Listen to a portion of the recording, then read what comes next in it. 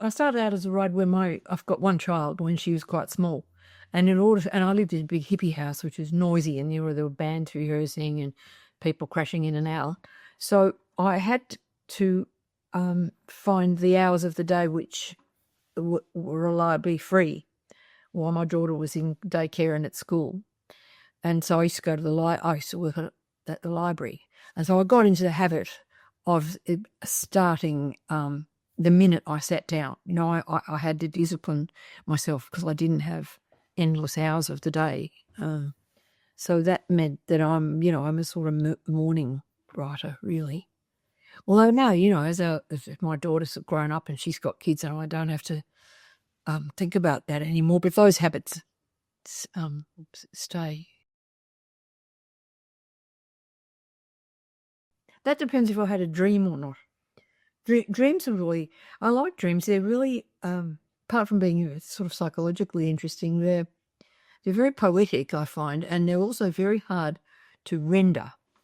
And it's really good practice to try to get that strange atmosphere of a dream. It's a technical exercise to me and a problem to me that I really, really enjoy trying to solve. So they might be different. Of course, I only dream at night so far. I'm reading The Death of Stalin by Sheila Fitzpatrick, which is, I was going to say all news to me, but that's overstating it a bit. But yeah, I don't know why I started reading that. Oh, yes, I do, because I met her at a writers' festival, and I found out that she actually is. I imagine she was big and scary, and she was this tiny little old lady, and with white hair, and we kind of hit it off. I hoped, and so I hope I might run into her around the neighbourhood. But it's a thrilling book. I'm really bad at reading history. I've always been hopeless at the past, and I mean, my personal past is one thing, but I'm finding it quite an extraordinary revelation, her book. No, I don't think so. I don't read, people always ask me if I read true crime, but I don't. And I don't like, I like to read things that are pretty challenging, but not overwhelmingly so. I mean, I'm just wondering if I'm going to read Krasnohorkai. I checked his pronunciation with a Hungarian person, and it's really hard to remember.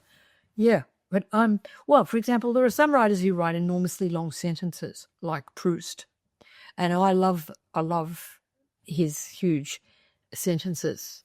But there are people who write long sentences who I find defeat me, and I'm wondering if Krasnohorkai might be one of those. Yes. I would read Persuasion. If you put it in front of me again, I'd read it again immediately. I mean, I'm not a Jane Austen buff, but I just think she's she's a rather godlike figure, and that's a book that I just completely adore. And it's one of the few books that are adapted to cinema of hers that I think is marvelous. I think most of them are, and everybody's going too busty, and they've got breasts sticking out the top and bulging at the top of their dress. I disapprove of that, and but I do love the sort of primness of the character in Persuasion. Oh, I'd probably be a school teacher.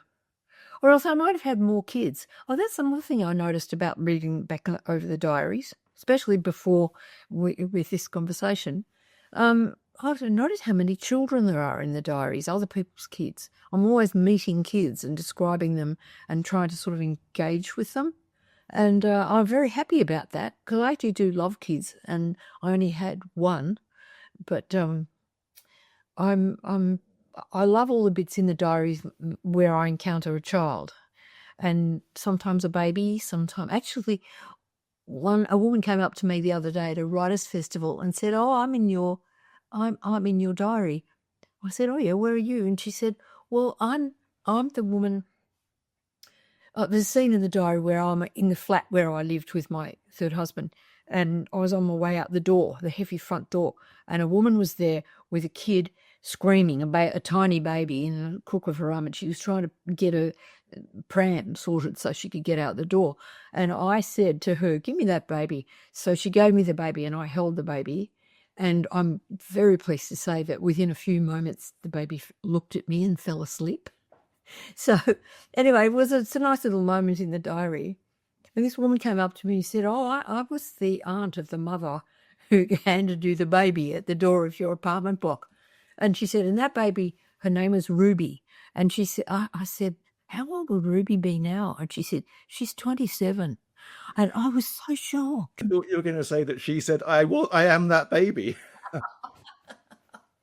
No, she was obviously almost as old as me. This sounds pathetic, but it's probably the Bible. Mm-hmm. I would call myself a Christian, but I'm a pretty scrappy sort of a one. But I quite some years ago, I decided I was going to sit down and read the Bible from front to back. And it took months, of course. And I had three different translations, and I slaved my way through, and it was an astonishing experience. Of course, you have to really, to know the Bible, you have to live with it and read it in different ways. But I learned a lot about writing from reading it.